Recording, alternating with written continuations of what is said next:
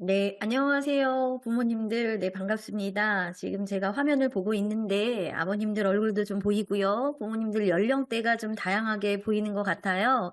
저는 강남, 강동송파 교육청 관내에 있는 거원초등학교에서 11년째 근무를 하고 있고요.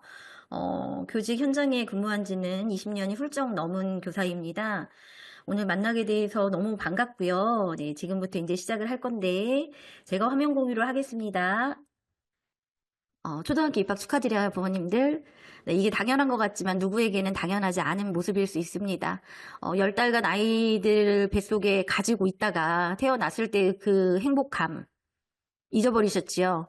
예, 아마 키우시면서 너무 힘들어서 그 추억이, 그때 기억이, 퇴색이 됐을 것 같아요. 그런데 이제 드디어 그 아이들을 건강하게 잘 키워서 초등학교에 입학을 시키셨습니다.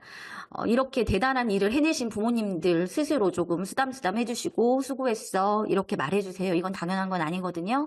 아마 그동안 많은 어려움과 노력이 있으셨을 거라고 생각을 해요.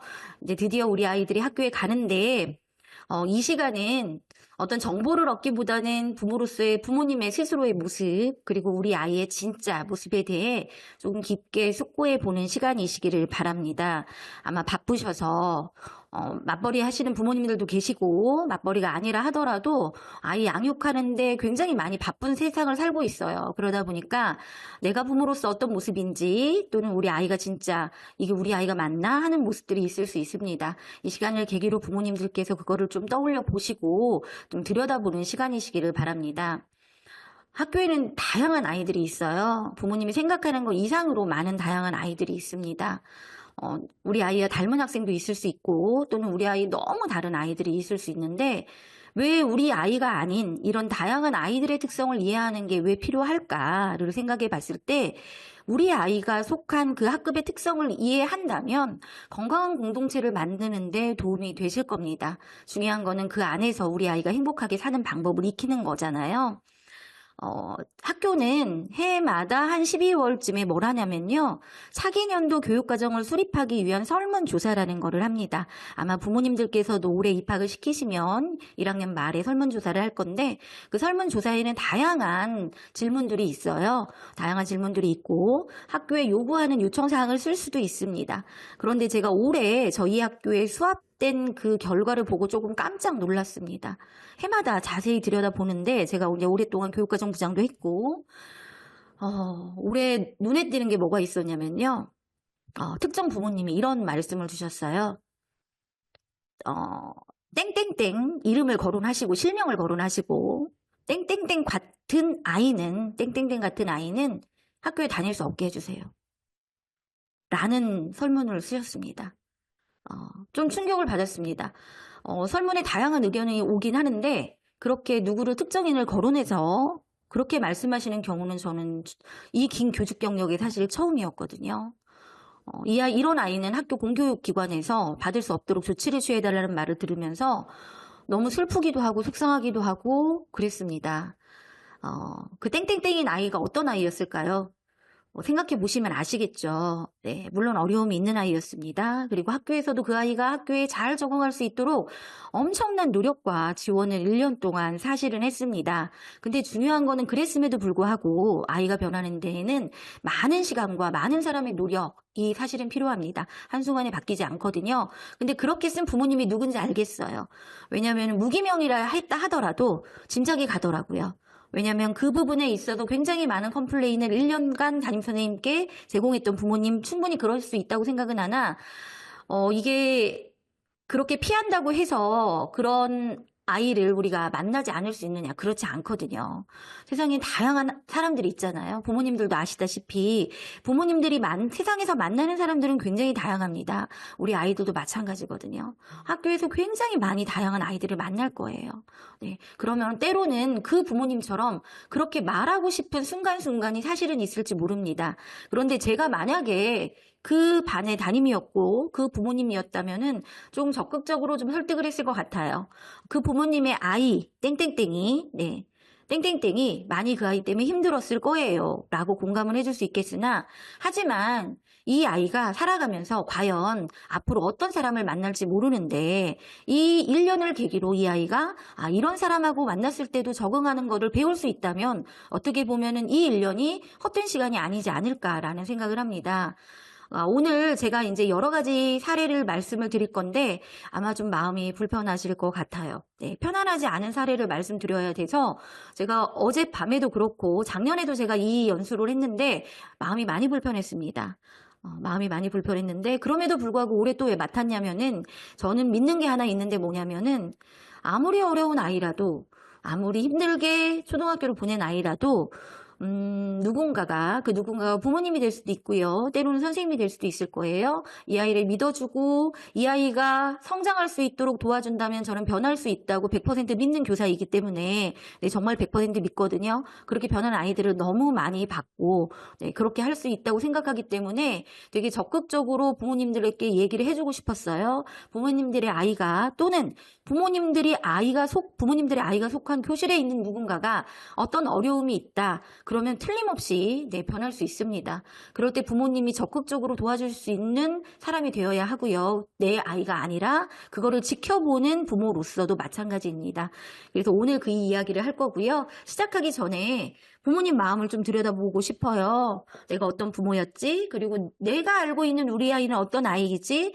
그래서 휴대폰으로 QR코드 찍으셔도 되고요. 제가 링크를 하나 보내드리면은 링크에 접속을 하셔서 네, 링크에 접속을 하셔서 답변해 주시면 되겠습니다.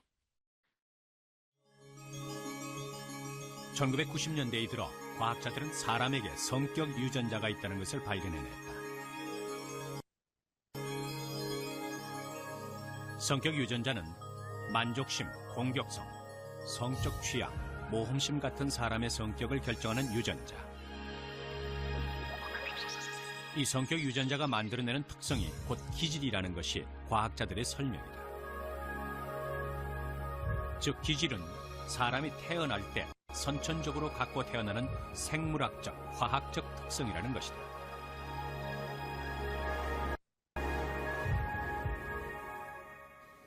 And in our brains, on our neurons, there are receptors for those molecules.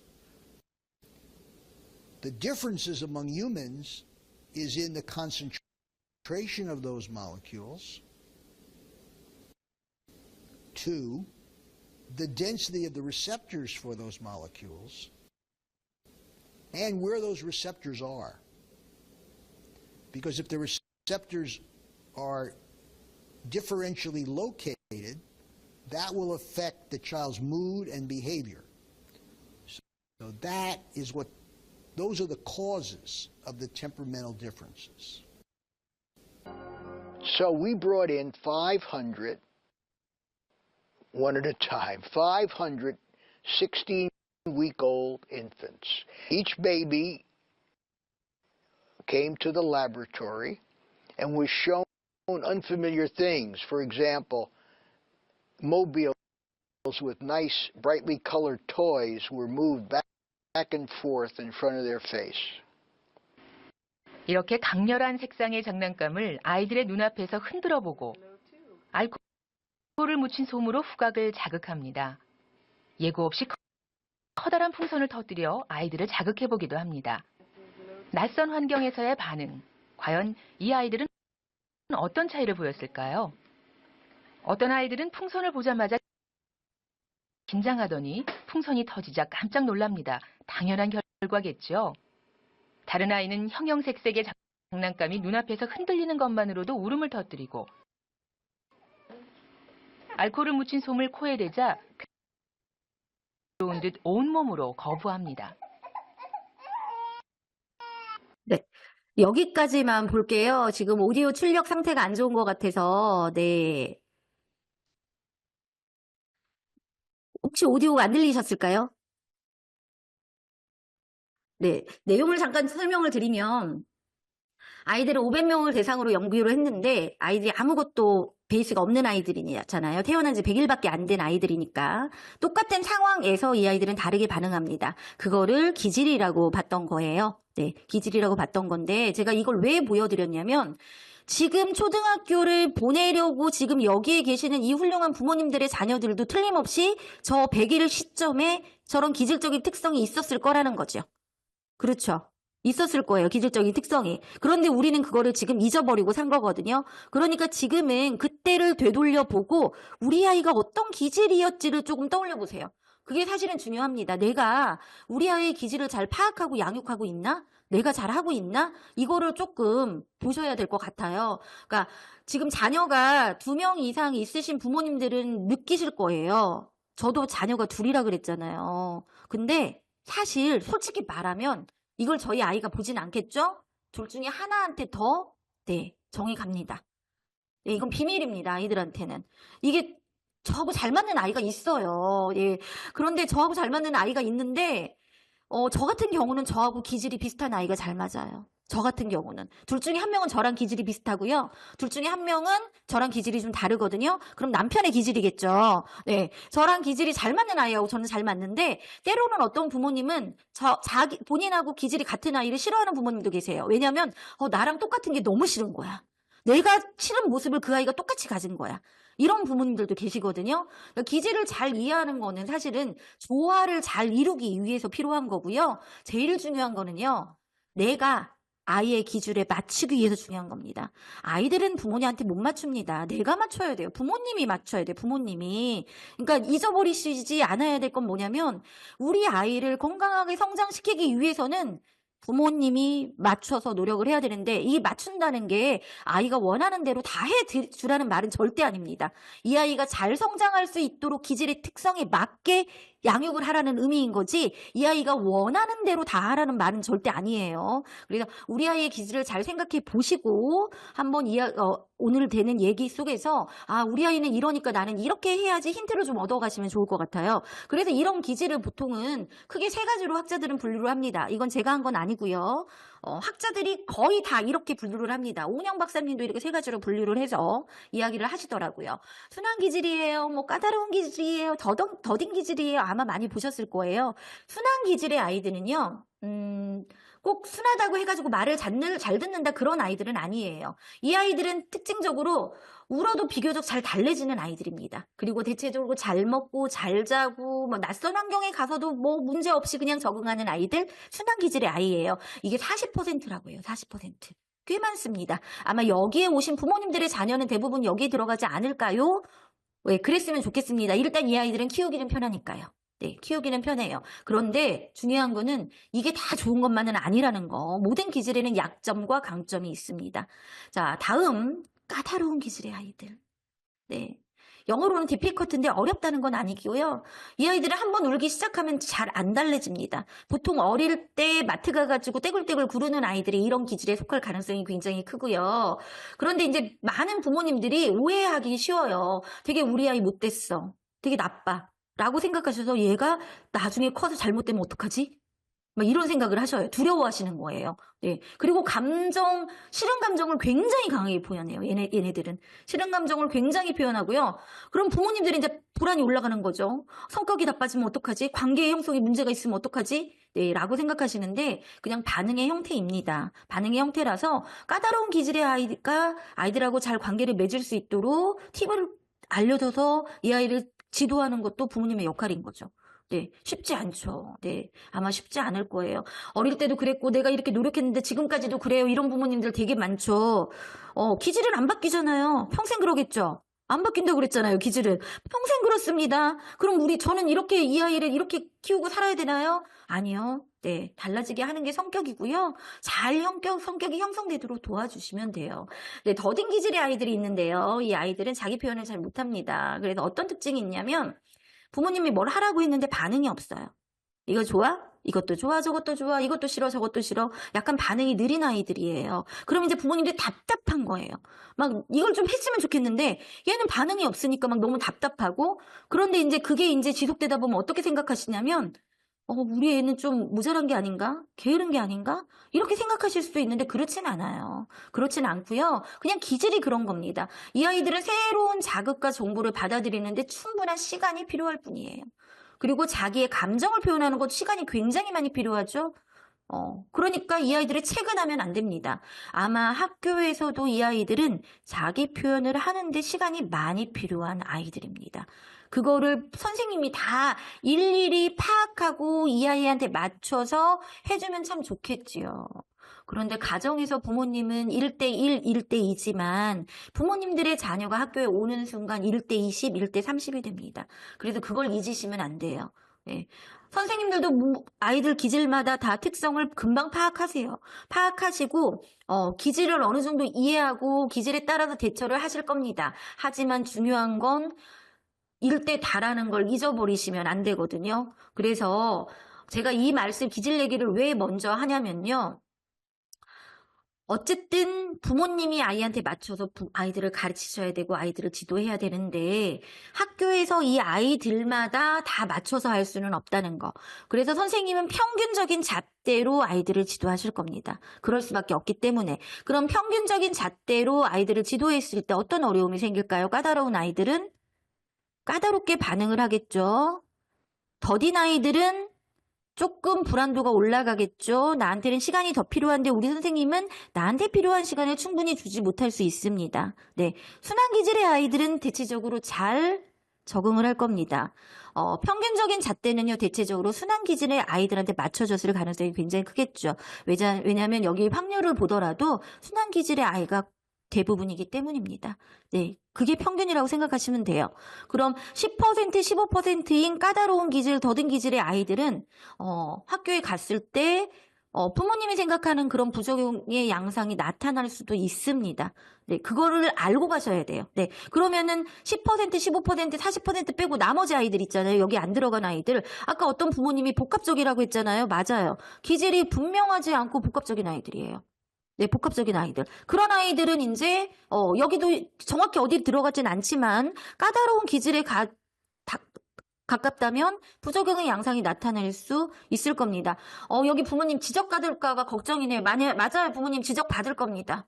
부모님들은 지적이라고 하고 선생님들은 그거를 지도 또는 교육이라고 말씀하시지만 부모님들의 입장에서는 지적이 될 수도 있겠죠. 그러실 거예요. 그래서 속상하기도 하고 근데 이제 부모님들이 더 걱정하는 건 뭐냐면요.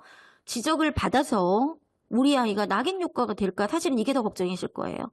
얘는 지적받는 아이. 그렇죠. 그게 더 걱정이실 거예요. 걱정의 양상이 사실 나타나기도 합니다. 그 부분은 뒤에 가서 조금 더 이따가 말씀을 드릴게요. 이 부분에 대해서.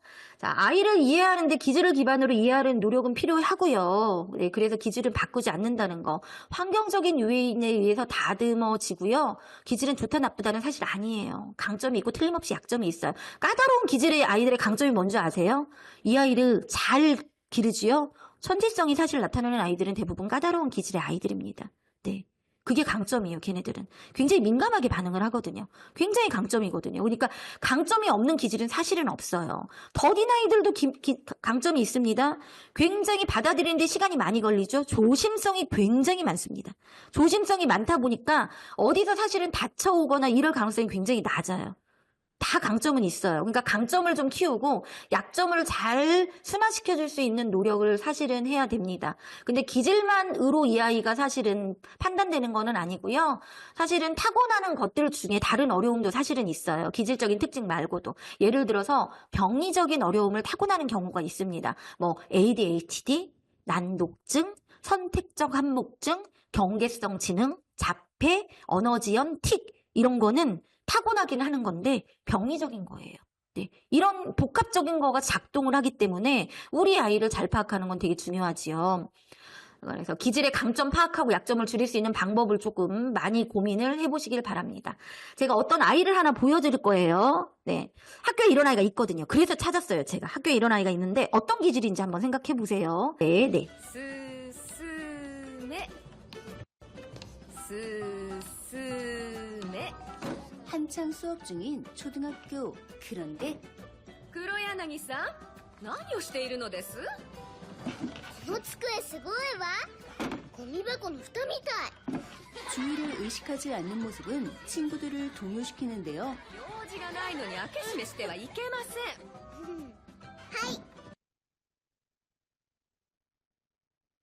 자, 선생님이 뭐라고 했냐면요. 꺼낼 것이 없는데 책상을 그렇게 여닫으면 안 돼요라고 했습니다. 네, 선생님이. 그러니까 얘가 네라고 했어요. 훌륭한 학생이죠. 네. 그럼 얘는 이 다음에 행동을 멈췄을까요? 안 멈췄죠. 안 멈췄습니다. 선생님이 뭐라고 했냐면요. 꺼낼 게 없는데 그러지 마. 그럼 얘는 어떻게 해석하냐면요. 꺼낼 게 있으면 그래도 되는구나로 해석을 해요. 그래서 그 안에 있는 물건을 집어넣었다 꺼냈다 집어넣었다 꺼냈다를 반복합니다. 네. 그렇죠. 이 아이는 선생님이 시키는 대로 했어요. 꺼낼 게 있어서 뚜껑을 여닫았어요. 선생님이 시키는 대로 했는데 선생님은 어떻게 됐을까요? 폭발을 했겠죠. 예, 화가 나셨겠지요. 제가 이걸 왜 보여드리냐면 이 아이는 순수하게 정말로 호기심이 있어서 이런 행동을 했어요. 네, 했어요. 그런데 때로 어떤 아이들은 관심을 받고 싶어서 일부러 하는 아이들이 있습니다. 네, 두 가지는 좀 달라요. 많이 달라요. 많이. 이 아이는 정말 호기심에서 이렇게 하는 아이고요. 관심 받고서 그렇게 하는 아이들은 양상이 좀 많이 다른데 선생님들은 그건 귀신같이 알아요. 귀신같이. 예. 이 아이는 호기심이에요. 사랑이 부족한 아이는 아니에요. 관심 받고 싶어하는 아이는 사랑이 부족한 아이겠죠. 그냥 호기심이에요. 근데 이 아이가 교실에 있다고 한번 생각을 해보세요, 선생님.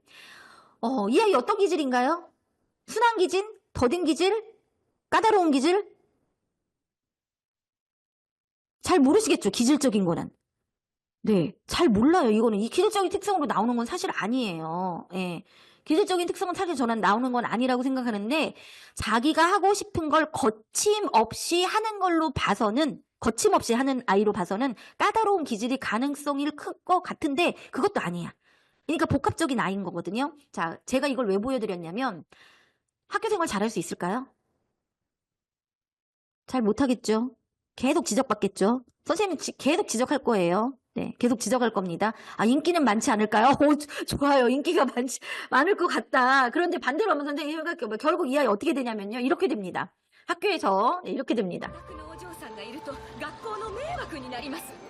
お願いですからよその学校にお連れください。よその学校？ 귀염뽀짝하지만 사고뭉치였던 토토는 결국 강제 전학을 가게 되는데요. 네. 이 아이 지금 결국은 강제 전학 가라고 학교에서 조치를 합니다. 물론 영화입니다. 현실 아니에요. 책상 몇 번 그렇게 했다고 가라고 하지 않아요. 영화예요. 영화는 영화로 보셔야 되는데 여기 오는 동안 이 아이가 어떻게 왔는지 혹시 보셨어요? 자동차 훅 지나가는데 앞으로 달려왔죠.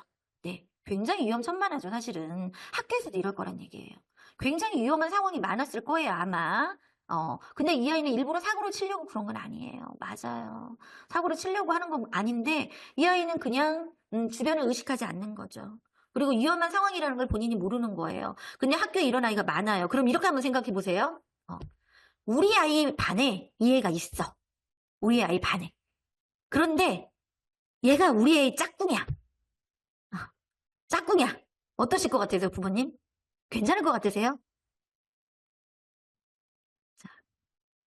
우리 아이가 이런 거는 걱정이야 로 끝나는데 이런 아이가 우리 짝꿍이야 신경 쓰일 거예요 아마.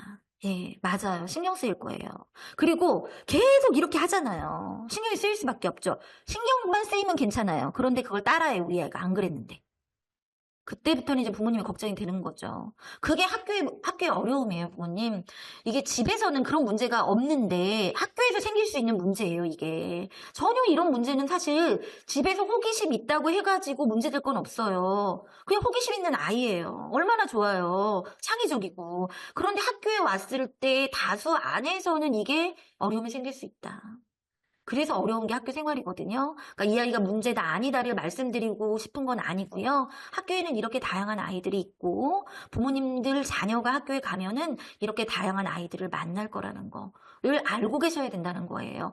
그래서 이 아이가 나쁘다 좋다가 아니라 우리 아이가 이런 아이를 만났을 때 우리 아이가 이런 아이의 짝으로 있을 때 만약에 따라한다거나 또는 스트레스를 받는다. 그럼 부모는 나는 어떻게 해야 되지를 생각을 해보셔야 된다는 거예요. 어떻게 얘를 지도해야지 우리 아이가 건강하게 자랄 수 있지를 고민해 보셔야 될 것 같습니다. 그런데 아까 제가 시작할 때 말씀드렸던 그 부모님, 땡땡이 같은 아이가 학교에 안 다니게 해주세요. 라는 부모님은 어떻게 하고 싶으신 거냐면 이 아이를 학교에서 풀아웃 하고 싶은 거죠. 네, 학교는 그런 곳이 아닙니다. 그런 아이도 같이 성장할 수 있도록 도와주는 곳이기 때문에 어떻게 보면 이 아이가 같은 반에 있을 때 이 아이하고 잘 사는 거에 대해서 고민을 하셔야지 어떻게 하면 이 아이하고 떨어질 거를 고민하시면 안 돼요. 어떻게 설명해 주면 좋냐고요? 네, 쉽지는 않죠. 답은 없습니다. 네, 답은 없는데 어떤 아이들이 있냐면요, 보통 좀 똘똘한 아이들이라고 하는 좀 어른스러운 아이들은요, 이 아이를 가르쳐요. 그렇게 하면 안 돼, 땡땡아. 그렇게 하지 마라고 저지를 합니다. 이렇게. 예. 근데 이 아이는 나쁜 아이는 아니기 때문에 저지하면, 그래, 라고 듣는 아이예요. 그러면 그렇게 저지하는 게 도움이 됩니다. 그럴 땐 네가 알려줘. 땡땡이한테 그렇게 하는 거 아니라고. 그게 도움이 됩니다. 그럴 때는. 이 아이는 호기심 때문에 하는 아이이기 때문에 도움이 되거든요. 그런데 만약에 이 아이가 아니라 일부러 주목을 받으려고 하는 약간 그런 아이라면, 사랑이 부족한 아이라고 하면은 그게 도움이 안 됩니다. 그럴 때는 네가 이렇게 하라고 말하지 말고, 그럴 땐 양상이 달라요, 부모님. 이렇게 말하지 말고 네가 힘든 부분은 선생님께 도움을 요청해. 그럼 아이들이 선생님한테 말을 못하죠. 그런데 그것도 가르치셔야 돼요. 선생님께 어떻게 말하는지도 가르쳐야 되는 거예요. 학교이기 때문에. 그런 걸 배워가는 과정이 학교인 거예요. 어느 날 갑자기 우리가 뚝딱 어른이 되는 건 아니잖아요. 그럼 부모님이 그렇게 가르치세요. 땡땡아, 네가 힘드니? 그러면은 선생님한테 가서, 선생님, 저 드릴 말씀이 있어요. 땡땡이가 이렇게 해서 제가 좀 힘든데 어떻게 하면 좋을까요? 이렇게 말을 해. 라고 가르치셔야 돼요. 그건 가르치셔야 됩니다. 그래서 그런 걸 가르치는 과정이거든요. 그 이르는 거 아니요? 선생님, 얘가 이래요. 이건 이르는 거예요. 예, 방식이 중요한 거예요. 선생님, 땡땡이 때문에 힘들어. 이렇게 말하지 말고요. 친구들 있는 데서 말하지 말고 쉬는 시간이나 아침에 가서 선생님한테 조용히 말씀을 드려. 이건 고자질은 아니에요.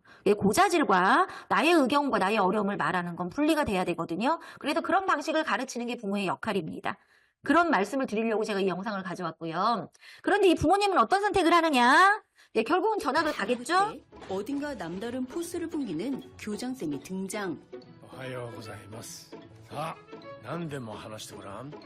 話したいこと全部。全部 오랜 시간 동안 아이의 이야기를 들어줍니다. それでねもうないのかい？ 그렇게 마음껏 의사를 표현한 토토. どうしてみんな私のことを困った子っていうの 드디어 숨겨왔던 고민을 털어놓게 됐죠. 君は本当はいい子なんだよ。 처음으로 자신을 이해해준 교장 선생님께 벅찬 감동을 느끼는 토토. それでどうだった？ 자, 어떤 상황인지 알겠죠? 네, 전학을 갑니다. 결국은 이 엄마의 선택은 그랬습니다. 그런데 이 엄마의 태도를 한번 보실래요? 전학 가는 게 저는 문제가 아니고, 물론 영화입니다, 어머니. 영화예요. 그런데 아마 부모님들께서 아이를 키우시다 보면 내가 전학을 가야 되나? 또는 뭐 해야 되나 고민이 생기는 부모님도 틀림없이 계세요. 꽤 많습니다. 꽤 많아요. 그런데 이 엄마는 표정을 보시면 이 엄마가 아이 때문에 막 속상하고 분해하고 그런 표정인가요? 아니지요. 이 아이를 어떻게 지원하면 좋지에 대한 표정입니다. 이게 부모의 모습이에요. 이 엄마는 어쩔 수 없이 전학을 가는데 이 아이한테 어떤 학교가 좋을까를 굉장히 고민해서 전학을 가는데 집에서 굉장히 떨어진 멀리 있는 학교를 찾았습니다. 여기에 있는 교장 선생님이 이 아이의 얘기를 뭐 1시간이 넘게 들어주는 스토리가 나오는데 일반 학교에서는 사실 하나의 이야기를 이렇게 집중해서 들어줄 수는 없습니다. 네, 없거든요. 들어주면 좋겠죠. 아이의 이야기를 많이 들어주는 거 굉장히 중요하거든요. 그러니까 학교에서 우리 아이가 못다한 이야기가 있을 때 집에 가서 부모님이 눈 마주치고 들어주는 것 굉장히 중요하다는 말씀이에요. 아이의 이야기를 들어주는 것만으로도 아이의 어려움이 어느 정도 해소되는 경우가 있어요. 그런데 부모님들이 학교에 보내기 시작하면 막 조바심을 내세요. 옆집 아이는 뭘 시키고 옆집 아이는 뭐라고부터 시작을 하거든요. 그거 되게 무서운 거예요. 학교 보내면서 시작해요. 사실 유치원 들어갈 때부터 시작을 하잖아요. 영유를 보내네 안 보내네부터. 그런데 내가 중심을 잡고 어떤 사람으로 우리 아이를 어떻게 키울 것인지에 대한 부모가 이게 중심이 없으면 마구 흔들립니다. 옆에는 벌써 뭘 시작했어. 선행을 뭐라고 해 흔들리기 시작하면은요. 이거는 처음에 부모님들께서 생각하셨던 우리 아이가 어떻게 컸으면 좋겠어요? 라는 거에 대해서는 유배되는 길이거든요. 그래서 확신을 갖고 가셔야 돼요. 부모님들이 중요한 건 부모님의 중심을 잡고 초등학교 생활을 시키세요. 꼭 흔들리지 마시라고 말씀을 드리고 싶어요. 네, 귀 기울여야 될 거에 귀 기울이셔야 되고요. 다 드셔야 될 거에 다 드셔야 됩니다. 그걸 잘 구분하셔야 됩니다. 이 엄마는 우리나라로 따지면 대안학교 같은 곳인 것 같아요. 네, 거기에 아이를 보냅니다. 보내는데 밖에서 교장 선생님하고 상담할 때 1시간을 굉장히 조바심 내서 기다립니다. 왜 이 학교에서 쫓겨날까 봐. 우리 아이가 특별해서. 그런데 교장 선생님은 너는 훌륭한 아이라고 칭찬을 해주시죠. 사실 이 아이는 훌륭한 아이예요. 호기심도 굉장히 많고 열심히 하는 아이예요. 열심히 하는 아이인데 이게 여러 사람이 있는 공간에서 이런 아이는 굉장히 힘든 아이인 거죠. 네. 그랬을 때 우리 아이 특징을 파악하는 건 굉장히 중요하다는 거죠. 이 엄마는 우리 아이의 특징을 인정하고 어쨌든 이 아이가 맞는 공간에 이 아이를 데려다 놓는 게 부모의 역할이라고 사실은 생각을 한 거고요. 네, 학교는요. 학교가 뭐 하는 곳이야, 얘들아? 그러면 아이들이 뭐라고 하냐면요. 공부하는 곳이요. 라고 많은 아이들이 그렇게 말을 합니다. 저는 아니라 그래요. 학교는 공부도 하는 곳이야. 공부도. 학교는요. 공부도 하고요. 좋은 관계를 맺기 위한 연습도 하고요. 예절도 배우고요. 규범도 배우고요. 어법도 배우고 말하는 방법도 배워야 돼요. 학교에서. 표현하는 방법도 배우고요. 팀으로 하는 팀워크도 배우고요. 공동체에서 내가 어떻게 행동을 해야 되는지도 배우고요. 도전하고 포기하는 것도 연습을 해보고요. 그러면서 자기를 깊게 이해하는 곳이 학교입니다. 저는 학교가 어떤 곳이에요? 라고 물어보면 나를 정말 깊게 이해하는 곳이고요. 성인이 되기 위해서 연습을 하는 곳이에요. 라고 말을 해요. 그러면요. 연습은요. 실패해도 되잖아요. 연습이잖아요, 연습. 그걸 잊으시면 안 돼요. 초등학교는 연습하는 공간이거든요. 우리 아이가 마음 놓고 실패할 수 있도록 해주세요. 그래야 또 다른 도전을 시작하는 것이거든요. 근데 실패하면 안 되는 것처럼 아이들을 키우는 경우가 있어. 예를 들어서 이거예요. 시험을 본단 말이에요. 시험지를 가져가요. 몇 점 맞았냐가 그게 너무나 중요한 거예요, 이 엄마한테는. 너 이거 아는데 왜 틀렸어? 아는데 틀린 게 속상한 거예요. 학교는 실패해도 되는 곳이잖아요. 그런데 왜 그거를 혼내는지 모르겠어요. 아이들이 시험 보고 나면요. 틀렸다고 혼날까봐 시험지를 구기는 아이들도 있어요. 혼날까봐. 그게 지금 초등학교 아이들이 할 수 있는 행동인지 저는 너무 속상한 거예요. 실패를 두려워하지 않아야 도전도 하는 거거든요. 실패가 두렵기 시작하면 도전이라는 걸 아예 안 해요, 애들이. 그래서 부모님께서 초등학교를 보내면서 가장 크게 해야 될 거는요. 네. 실패를 두렵지 않게 해주세요. 그래야 이 아이들이 도전도 할 수 있거든요. 그러니까 아이가 실수를 했더라도 혹은 시험을 못 봤더라도 선생님한테 혼나고 왔더라도 칭찬을 하란 얘기가 아니라요. 네가 그렇게 한 원인을 얘기해 보시고 그래 괜찮아 다음에는 잘할 수 있어 라고 말해 주셔야지 그냥 혼내기만 한다고 이 아이가 성장을 하는 건 절대 아닙니다. 네, 절대 아닙니다. 그래서 이 아이가 실패를 두려워하지 않는 아이로 자라는 게 저는 초등학교의 목표로 하고 감히 그렇게 말을 해요. 아이들한테도 그렇게 말을 합니다. 너희들이 실패하는 거 괜찮아. 너희들은 아이들이잖아. 네, 실패해야 도전도 하는 거야. 실패가 없으면 도전이라는 걸 안 하겠지. 이렇게 말을 하거든요. 그러니까 이런 것들에 대해서 부모님들이 어떻게 반응하느냐에 따라서 우리 아이 성장이 달라지기 때문에 그냥 한 번 하는 게 우리 아이가 거기에 고착화될 수 있어요.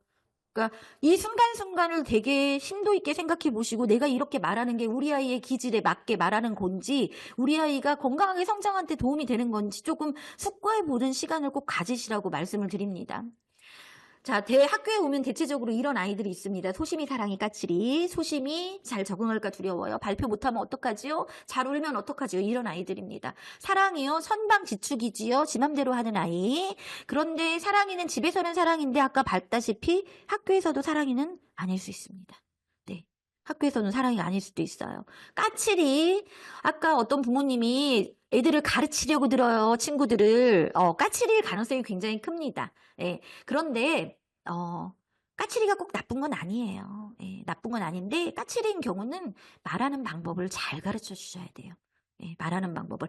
왜냐하면 오해를 할 수 있는 아이가 많아요. 까칠인 아이들의 대표적으로 친구들이 오해를 해요. 선생님 얘 기분 나쁘게 말을 해요. 얘 때문에 기분 나빠요. 라고 말하는 경우가 많아서 잘 말하는 방법을 가르쳐 주셔야 됩니다. 그러니까 부모님이 그렇게 하지 말라고 보통 부모님들은 지도를 많이 하세요. 이렇게 하지마가 되게 많아요.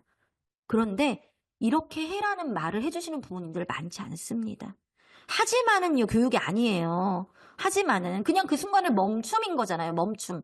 예, 멈추는 게 중요한 게 아니라요. 그랬을 때 너는 이렇게 하면 좋겠어를 가르치는 게 부모의 역할이고요. 저는 학교에서도 아이들을 지도할 때 그렇게 가르치려고 합니다. 물론 아이가 위험 상황에 노출이 됐거나 지금 이 순간 이 아이를 멈춰야 될 때는 하지마 스탑이라고 하지요. 근데 거기서 끝나는 게 아니라 따로 이 아이를 타거나 또는 다른 아이들이 이거를 봐야 될 때는 아이들 전체 이럴 때는 이렇게 하는 거야라고 꼭 얘기해 줍니다. 네, 이럴 때는 이렇게 하는 거야. 그게 반복이 되겠죠. 네. 무한 반복이 되겠죠. 한 번에 되지 않아요. 그래도 하셔야 됩니다. 무한 반복해야 됩니다. 예, 그래 부모이기 때문에 가능한 겁니다. 자, 어떤 아이는 집에서는 너무 잘 지냅니다. 그래서 부모님들이 걱정을 않고 학교에 보냅니다. 그런데 웬걸 학교에서 전화 오는 경우가 있어요. 네, 있습니다. 이 아이는 학교에 와서 어려움이 나타나는 경우예요. 또는 어떤 아이는 집에서 너무 힘들어요. 그래서 학교에 보낼 때 부모님이 자불안석이야. 막 덜덜덜 떨고 있는데 4월에 상담을 하러 갔더니 부선생님이 의외로 괜찮다는 거야. 이런 아이도 있습니다. 이게 굉장히 학교에서는 다양한 형태의 어려움들이 나타날 수가 있거든요. 근데 내가 우리 아이를 행복하게 자라기 위해서 어떤 부모로서 어떻게 해야 될까 하는 거는 자, 학교에 보내면서는 어떻게 생각을 해야 되냐면요. 우리 아이만 생각하면 안 됩니다. 네, 아이가 속해 있는 공동체 안에서 자랄 수 있는 거로 고민하셔야 돼요. 우리 아이만 생각하지 마시고요. 공동체 안에서 우리 아이가 어떻게 하면 자랄 수 있을까요를 고민하시고 상담을 할 때도 그렇게 접근을 하시기를 바랍니다. 공동체 안에서 우리 아이가 어떻게 자랄 수 있을까요, 선생님과 우리 아이가 어떻게 자랄 수 있을까는 굉장히 다른 겁니다. 네. 근데 부모님들은 아무래도 부모니까 우리 아이를 중심으로 보는 건 너무나 당연한데요. 이제는 우리 아이만 잘해서는 우리 아이가 잘 자랄 수 없다. 네. 같이 잘해야 우리 아이가 잘 자랄 수 있다를 생각해 보셔야 돼요. 네, 학교라는 곳은 같이 잘 자라게 노력하는 곳이라는 거. 우리 아이만 잘 자라게가 아니라 그래 같이 잘 자라게 노력해서 우리 아이도 잘 자라는 곳이 학교입니다, 부모님들. 네, 그래서 지금부터 이제 시작되는 본격적인 이제 본론이에요. 지금까지는 서론이었고요. 우리 아이 얘기가 아닐 수도 있고요. 우리 반 아이가 아닐 수도 있고요. 옆집 아이가 아닐 수도 있는데 지금 이 얘기는 제가 이제 마주했던 아이들 중에 이야기를 선별을 했어요. 선별을 한 이유는 두 가지거든요. 이 안에는 틀림없이 제가 말씀드린 특성을 가진 아이가 있을 수 있습니다. 있을 겁니다. 100% 있습니다. 그런데 우리 아이는 그렇지 않은데 제가 말씀드리는 사례에는 우리 아이가 없어. 그러나 우리 아이가 가는 교실에는 그런 아이가 100% 있습니다.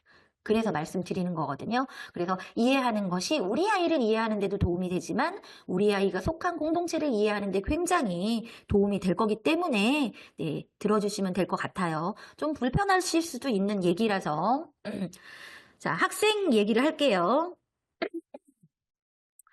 어떤 아이는 하루 종일 조용히 말도 안 하고 있는 아이가 있어요. 선택적 한복줄 아닙니다. 네. 아닌데도 불구하고 말을 안 하고 조용히 그 자리에만 앉아 있습니다. 수업 시간에 선생님이 발표를 시켜도 발표하지 않아요. 돌아가며 말하기라는 게 있어요. 누구든 말해야 하는 거. 요즘은 그러니까 손들는 아이만 시키지 않아요. 누구한테나 공통적으로 발언 기회를 주려고 선생님들이 무진장 애를 쓰십니다. 그래서 돌아가며 말하기로 말을 시키는데도 발표를 하지 않아요. 아주 단순한 것도 발표하지 않아요. 그리고 친구가 와서 처음에는 아이들이 호기심이 많으니까 처음에는 좀 이렇게 눈치를 보다가요. 아이들은 적응 굉장히 빨리 합니다. 다음날 막 돌아다니면서 물어봐요. 너는 뭐야 이렇게. 근데 대답하지 않아요. 그리고 1학년들은 아무래도 율동이나 노래를 많이 합니다. 따라하지 않아요. 그런데 이 아이는요. 선생님 시키는 건 합니다. 쓰기 이런 거는 해요. 그리기 이런 거는 합니다. 이 아이는 어떤 아이일까요? 얘 마음속에는 대체 뭐가 있는 걸까요? 이 아이 마음속에는. 하는 건 다 하는데 왜 말을 시키면 말을 안 할까요? 이 아이는요. 자기 표현이 어려운 거예요. 네. 자기 표현을 하기 싫은 게 아니에요. 어떻게 해야 될지를 모르는 겁니다. 그리고 내가 이렇게 말하는 게 맞나? 라는 불안도가 높은 아이입니다. 네. 생각이 많아요. 이렇게 말하는 게 정답인가? 라는 생각도 하죠. 그래서 머릿속으로는 끊임없이 시뮬레이션을 해요. 머릿속으로는 이렇게 말해볼까? 저렇게 말해볼까? 근데 입 밖으로 꺼내는 게 안 되는 겁니다.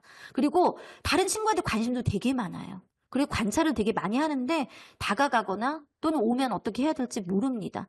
이런 아이한테 친구들이 처음에 말을 시키죠. 말을 시킵니다. 그런데요. 시간이 지나면요. 얘는 말을 안 하지. 이제부터 존재를 무시하는 게 아니라요. 그냥 존재를 의식하지 않습니다. 무시가 아니에요, 이거는. 그냥 얘는 말하는 아이니까 그냥 의식에서 사라지는 거거든요. 그리고 친구들과 선생님은 얘가 전혀 힘들지 않아요. 얘는 뭐 남을 불편하게 전혀 하지 않잖아요. 선생님도 이래도 힘들지 않아요. 왜? 시키는 건 다 하거든요. 그럼 이런 아이는 계속 이게 반복이 되면 어떻게 될까요? 그냥 관심 속에서 사라지는 거죠. 그냥 힘들지 않은 아이로. 사실은. 그 선생님들도 힘들지 않기 때문에 이 아이 때문에 어려움을 겪는 게 아니기 때문에 이 아이를 위해서 적극적으로 무엇인가를 하기는 좀 어렵습니다. 왜냐하면은 적극적으로 무엇인가 해야 될 아이들이 너무 많기 때문에 그렇습니다. 선생님이 관심이 없는 게 아니에요. 이 아이는 그것 빼고는 다 잘하니까 라고 생각하실 가능성이 굉장히 큽니다. 그래서 부모님이 이런 아이들 같은 경우는 사실 집에서는 몰라요. 학교에서만 알겠죠. 학교에서만 나타내는 양상이니까 집에서는 모를 수도 있어요. 그래서 학기 초에 상담을 오셨을 때 우리 아이가 이런 걱정이 혹시 된다. 그러면 이런 부분을 구체적으로 여쭤보시는 게 굉장히 좋습니다. 왜냐하면 선생님들은 상담을 오시면은 특별히 문제가 될 것 같지 않다 하는 경우는 말씀을 아끼십니다. 그것도 아주 큰 문제가 될 것 같다 아닌 작은 문제들은 아끼십니다. 특히 요즘 학교 현장이 그렇게 편안하지 않아요. 부모님들도 아시다시피 선생님들 중에는 제가 만난 선생님들은 정말 더 너무나 훌륭한 선생님들이 거의 대부분인데 부모님들이 인식하실 때는 또 그게 아니실 수도 있을 것 같아요. 근데 선생님들은 정말 너무나 좋은 선생님들이 되게 많으세요. 네, 되게 많으신데 부모님들이 먼저 선생님에 대해서 이렇게 문을 닫고 두려워하시면은 이게 또 어렵거든요. 그래서 소통을 조금 말이 물론 중요하죠. 어떻게 말하는가는 굉장히 중요합니다. 물어보시고 도움을 받으시면 좋을 것 같아요. 네, 이 아이를 도와줄 수 있는 거는요. 선생님의 힘이 가장 큽니다. 학생 B는 이렇습니다. A하고 비슷하지요. 하루 종일 혼자 있어요. 조용히. 수업 시간에 발표하지 않아요. 여기까지 A하고 똑같아요. 선생님하고 친구들이 묻는 말에 대답하지 않아요. A하고 똑같아요. 율동화 노래하지 않아요. 그런데 이 아이는 마지막이 달라요. 해야 될 일도 하나도 안 해요. 네. A하고 똑같아요. 근데 B는 해야 될 일을 안 해요. 있습니다. 아무것도 안 해요. 선생님이 하라는 거 아무것도 안 하고. 이 아이는 왜 그럴까요? 네. 왜 그럴까요? 어떻게 하는지 모르겠어요. 아까 아이는 어떻게 표현해야 되는지 모르겠어요. A는. 근데 얘는 어떻게 해야 될지를 모르는 거예요. 친구들과 선생님이 바라는 걸 이해하지 못해서 대답을 안 하는 거예요. 친구들은 다 잘하는데 자기는 잘 못하는 거예요. 잘하고 싶은데 어떻게 해야 될지 모르겠어요. 근데 친구들은요. 아무것도 하지 않는 이 친구들을 조금 이제 무시하기 시작합니다. 네. 애들은요. 귀신같이 알아요. 네. 쟤 못하네라고 이제 생각하는 아이들이 생겨요. 근데 애들이 이렇게 다 그럴 것 같죠? 그렇지 않아요. 무시하는 아이들은 극히 소수입니다, 사실. 네, 대부분의 아이들은 그러지 않아요. 네, 대부분의 아이들은 그러지 않는데 무시하는 아이가 있어요. 몇 명이, 한두 명이. 아주 얄밉죠. 네, 대놓고 이런 아이가 있습니다. 그럼 선생님은 A라는 아이를 지도하기보다 B라는 아이를 지도하기 시작하는 거죠, 이제. 이건 나쁜 행동이니까. B라는 아이한테 무시하는 아이들을 지도하기 시작하는 겁니다. 그리고 선생님은 도와주고 싶기는 해요. 이 아이가 너무 안타까우니까. 그런데 수업 시간 내에 도와주기는 쉽지 않습니다. 왜냐하면 성장 속도가 다 다르기 때문에 수업 시간 이후에 도와줘야 될 가능성이 굉장히 높습니다. 그래서 이 아이는 남겨서 지도를 하거나 이렇게 되는 상황이 많이 생기는데 저학년 부모님들이 만약에 선생님께서 전화를 하셔서 땡땡이 B가요. 이래서요. 수업 후에 조금 프로그램을 받으면 좋을 것 같아요. 이런 전화를 받으실 수도 있습니다. 그럼 저학년 부모님들은 어떻게 반응하실까요? 네, 선생님 감사합니다. 너무 감사해요라고 하실까요? 그러실 것 같죠? 안 그래요, 부모님. 생각보다. 네. 안 그렇고요. 남아있는 시간에 혹시 우리 아이가 낙인 효과가 있을까봐 그걸 더 두려워하십니다. 우리 아이가 특별한 아이라는 인상을 받는 게 두려워하실 거예요. 자, 그럼 그런 두려움은 아이의 두려움일까요? 부모의 두려움일까요? 부모의 두려움이에요. 저는 이런 부모님 봤거든요. 너무 안타까워요. 무슨 시선이 그렇게 두려워서 이렇게 학교에서 이렇게 도와주겠다고 하는 손 내미는 거를 거절하시는지, 네, 그게 과연 아이를 도와주는 건지라고 묻고 싶습니다. 생각보다 부모님들이 학교를 보내고 시작하면서 유치원 때도 마찬가지입니다. 주변의 부모님들 시선을 너무 많이 의식하십니다. 근데 그런 시선의 의식이 우리 아이를 위한 건지 나를 위한 건지를 깊이 들여다보세요. 결코 거기서 자유롭지 않을 거예요. 본인을 위한 거라는 거를. 그래서 정말 우리 아이를 위한 게 뭔지 본질을 생각하시고 꼭 아이를 키우시길 바랍니다. 본질을 생각하셔야 돼요. 우리 아이를 정말 위한 거. 사실 부모님들이 이렇게 성인이 됐지만 초등학교 1학년에서 6학년 기억 많이 나세요? 기억도 안 나지요? 기억 안 나요. 그런데 그 시기는 굉장히 중요합니다. 기억은 안 나지만 굉장히 중요해요. 중요하기 때문에 이 시기를 놓치면 안 되는 것들이 있어요. 그래야 건강하게 자랄 수 있는 것들이. 그래서 시선을 의식하기보다는 우리 아이한테 정말 필요한 그 본질에 집중하시면 아무리 아이들이 기질이 어떻고 어려움이 있더라도 다 극복하면서 아이 키울 수 있습니다. 그런데 본질에 집중하지 못하면 결정적인 시기를 놓치고요. 결정적인 시기를 놓치면 회복은 절대 불가합니다. 이거 잊어버리시면 안 되고요. 제가 이거 왜 보여드릴까요? 학생 B는 이럴 가능성이 굉장히 높은 아이입니다. 경계성 지능이라고 하거든요. 무려 13.59%, 약 15%의 아이들이 여기에 해당됩니다. 생각보다 많죠? 경계성 지능 아이들은요, 하고 싶어도 이해가 안 돼서 못하는 경우가 되게 많고요. 제가 지금 시간이 없어서 사례를 자세히 말씀드리긴 어려운데 제가 재작년에 4학년 담임이었고요. 저희 반에 경계성 지능으로 의심되는 아이가 있어서 부모님께 검사를 받아보라고 권유를 했습니다. 부모님 팔짝 뛰시죠? 왜요? 선생님 말도 안 됩니다. 우리 아이는 버스도 잘 타고 다녀요. 4학년인데 버스 잘 타니까 똑똑한 아이라고 생각을 하신 거죠. 그래서 제가 너무너무 많이 설득을 했어요. 어머니 아니면 다행이지만 만약에 맞다면 이 아이한테 맞는 지도가 필요합니다. 그래서 어머니가 그냥 못 이긴 척하고 되게 기분 나쁜 표정으로 저한테 오케이라고 하셨어요. 오케이라고 하시고 검사를 하셨습니다. 결과가 어떻게 나왔을까요?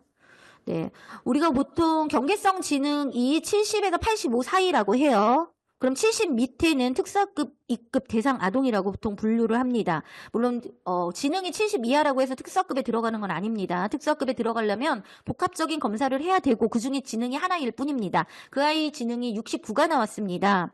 69가 나왔는데 그럼 특사급 2급을 고려하라고 상담 그쪽에서 기관에서 그랬겠죠? 당연히 그랬습니다. 특사급 2급을 고려하라고. 어머님한테 결과지 가지고 오라고 해가지고 저는 뭐라고 했냐면 거기서 뭐라고 하든가요? 결과를 담임한테는 안 보내줍니다. 개인정보라서. 어머님한테 가지고 오라고 했어요. 특사급 입학을 고려해보라고 하셨습니다. 그래서 제가 특사급 갈 필요 없다라고 단언했습니다. 왜냐하면 이 아이는 지능은 낮으나 사회성 지수가 매우 높은 아이이기 때문에 특사급을 갔을 때 얘한테 더 마이너스입니다라고 제가 했습니다. 안 보냈습니다. 그 아이가 4학년 때 어쨌든 경계성 지능 진단을 받고 국가에서 지원하는 제도가 있습니다. 제도 프로그램은 도움을 받고요. 물론 저 또한 이 아이를 지원하기 위해서 다양한 각도의 노력을 했습니다. 지금 이 아이가 올해 졸업을 했고 6학년이거든요. 6학년 때 학급의 부회장까지 했습니다. 제가 말씀드리는 거는 아이를 지원하는 거는요. 아이의 특징을 정확히 파악해야 할 수 있다는 거예요. 그러니까 두려워하지 말라는 거예요. 그 어머니는 정말 경계성 지능 진단을 받을까 봐 두려워했겠죠. 그건 엄마의 두려움인 거죠. 아이의 정확한 걸 파악하고 지원해 주는 건 부모의 역할이거든요. 그러니까 부모님들도 혹시 이런 제안을 받으시면 두려워하지 마세요. 혹시 학교에서 선생님이 이런 제안 검사해보시라고 하면 하세요. 자, 3번째 학생입니다. 제자리에 앉아있지 못합니다. 수업 시간에 선생님 바라보지도 못하고요. 지켜야 할 규칙 안 지킵니다. 다른 사람 말 잘 귀담아 듣지 못하고 자기 말만 합니다. 다른 사람 전혀 신경 쓰지 않습니다. 아마 본인의 아이라고 생각하는 분 계시지요? 계실 겁니다. 이 아이의 마음은 어떨까요? 스스로 행동 조절을 못하는 아이입니다. 제가 말한 게 뭐냐면 조절할 수 없어요라고 했죠. 조절하지 않아요가 아니고 없어요하고 않아요는 달라요. 스스로 안 되는 거예요. 안 되는 거. 가만히 있는 게 너무 힘들어요. 눈에 띄는 모든 것이 다 궁금해요. 한 가지 오랫동안 하는 건 너무 어렵고요. 뭘 할 때 규칙 생각을 못해요. 저는요. 생각을 못하는 거예요. 선생님의 이름을 하도 많이 불러서요. 땡땡아 가만히 있어야지 땡땡아 이렇게 하는 거죠. 친구들이 근데 엄청 좋아요. 친구들은 엄청 좋아합니다. 이런 아이들의 특징을. 이 아이들 어떤 아이일까요? 아시겠죠? 어떤 아이인지. 그렇죠. 맞아요. ADHD입니다. ADHD는요, 꽤 많습니다. 요즘 너무 많아지는 것 같아요. 지금 입학생 기준으로, 저희 학교 입학생 기준으로요, 한 학급에 3명은 있는 것 같아요. ADHD. 약을 먹는 아이들이요. 약을, 진단을 받은 아이들이요. 예, 왜 많아지는 걸까요? 제가 나중에 조금 있다가 도파민 얘기를 할 거야, 부모님. 네, 도파민 얘기를 할 건데 그때 잠깐 말씀을 드릴게요. 물론 저는 의사는 아닙니다. 그런데 제가 꽤 두 번째 학교에서 ADHD를 많이 만났어요. 두 번째 어렸을 때도 젊었을 때. 그런데 그때는 ADHD라는 것이 이렇게 많이 이렇게 나와 있던 때도 아니에요. 너무 궁금하잖아요, 우리 아이가. 그래서 뭐 정신과 학회 이런 데 쫓아다녔어요. 예, 모르니까 배우려고. 예, 정신과 의사들의 주 영역이기 때문에.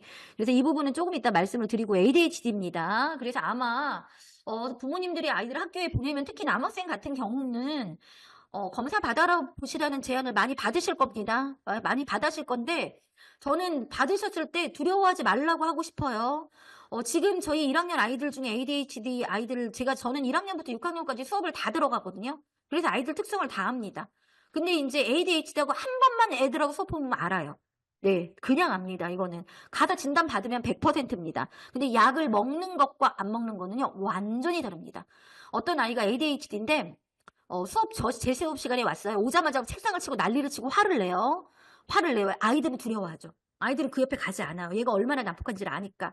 그런데 얘가 이제 이렇게 하고 아이들 활동시키고 걔한테 가가지고 제가 뭐라고 했냐면요. 얘가 약 먹는다는 걸 저는 알고 있었습니다. 땡땡아 오늘 약 먹었어? 안 먹었어? 그랬더니 안 먹었대요.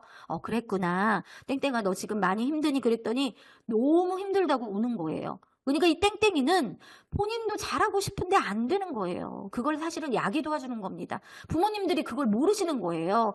이 아이도 잘하고 싶어요. 안 되는 거거든요. 그걸 약이 좀 조절해 주는 건데 약 먹으면 난리 나는 줄 알고 막 거부하시는 부모님들 계세요. 그런데 그렇게 하지 마시고 약이 효과가 있는 아이들은 굉장히 효과를 봅니다. 자, 학생 D입니다. 학생 C하고 비슷하지요? 네, 비슷합니다. ADHD 같은데. 네, 그런데 5번이 달라요. ADHD하고 5번이 다릅니다. 자꾸 화를 내고 친구하고 싸워요. 얘는 단순 ADHD가 아닙니다. 네, 단순 ADHD가 아니면 어떤 아이일까요? 이런 아이예요. 자꾸 화가 나요. 네, 똑같은 행동을 해도 내가 하면 친구들이 나한테 짜증을 낸대. 선생님은 나한테만 뭐라고 한대. 친구들이 나만 싫어한대. 그리고 자기가 하는 말은 아무도 들어주지 않는데. 그리고 자기도 모르게 소리를 지르고 친구를 때리고 물건을 던져요. 네, 분노조절 장애입니다. 이거는 ADHD하고 약간 다르고요. 분노조절 장애 아이들이 ADHD 양상을 같이 가지고 있는 경우가 많습니다. 많아서 헷갈리는 거예요. 하지만 얘는 분노조절 장애예요. 이런 아이들은 ADHD 약을 먹는다고 좋아지지 않습니다. 네, 아이들도 있습니다. 분노조절 장애 아이는 저희 학교 학생 평균으로는요. 저희 학교 좋은 학교거든요. 1학년에 지금 현재 3명 정도 있습니다. 네, 이 아이는 ADHD 약 갖고 해결되지 않아요. 분노조절 장애는. 그래서 이거는 부모님도 너무 힘들어하세요. 어떻게 해야 될지도 모르고. 왜냐면 집에서 이런 아이는 대표적으로 이러거든요. 난폭하거든요. 그래서 이 아이를 키우는 데는 물론 전문기관의 협조도 받아야 되고 부모님하고 선생님이 정말 트라이앵글로 굉장히 밀도 있게 노력을 해야 이 아이들이 개선이 됩니다. 네. 자, 학생입니다. 네, 시간이 자꾸 없어서. 글을 읽는 게 어려워요. 글자를 잘 구분하지 못하겠어요. 책을 읽어도 무슨 말인지 모르겠어요. 수, 덧셈, 뺄셈은 그래도 잘하는데 문장제 문제는 이해하지 못하겠어요. 듣고 쓰기를 하면 자꾸 틀려요. 이 아이 무슨 문제일까요? 맞아요. 네. 점점 모르는 게 많아지고요. 친구들 앞에서 소리내어 그리기 싫어요. 저는 공부를 못하는 아이라고 점점 자존감이 바닥을 치고요. 듣고 쓰는 연습하기가 싫어요. 왜냐면 잘 못하는데 자꾸 하라고 하니까요. 공부 잘하는 친구가 되게 부러워요. 선생님이 질문하는 게 무서워요. 이 아이들은 난독일 가능성이 굉장히 높습니다. 난독증이요. 전체 학생의 5% 정도 됩니다. 여기 꽤 많은 숫자가 모였죠. 100명 중에 5명은 난독일 가능성이 굉장히 높습니다. 네. 그런데 제가 선생님들 연수도 되게 많이 합니다. 연수를 하는 이유는 뭐냐면 저는 이제 이런 부분에 공부를 굉장히 많이 하고 지금도 하고 있고 많은 임상을 봤잖아요. 저는 난독 아이를 진짜 많이 만나봤어요. 그리고 2학년을 제가 맡으면은 저희 반에 난독 아이가 3명은 생깁니다. 생겨요. 없다가. 왜 그럴까요?